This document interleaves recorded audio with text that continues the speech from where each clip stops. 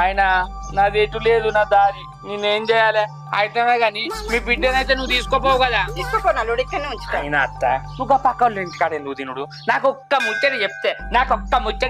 10 కిలోల టమాటాలు 10 ట్రేల గుడ్లు మంచిగా తినపోతావా పొద్దున రాక తినపోతావా ఇంకో తాపాలు ఇంటికి పోకు ఇంకేంది మిమ్మల్ని నేనేమన్నా సరేనా అత్త సరే అల్లుడు నువ్వు గింత కాలేజీకి వెళ్ళిపోతాడు ఇప్పుడు ఏమైనా ఇప్పుడు కౌసేదేమన్నా అంతేనా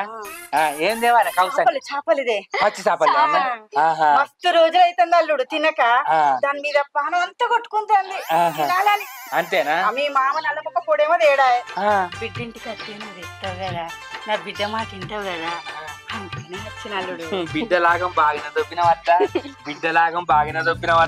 నువ్వేమనుకున్నా అప్ప కొడుక మీ అమ్మతోటి మంచిగా మాట్లాడితే నీ నోట్లే నవ్వు చూడు నీ నోట్లేనా నవ్వు చూడు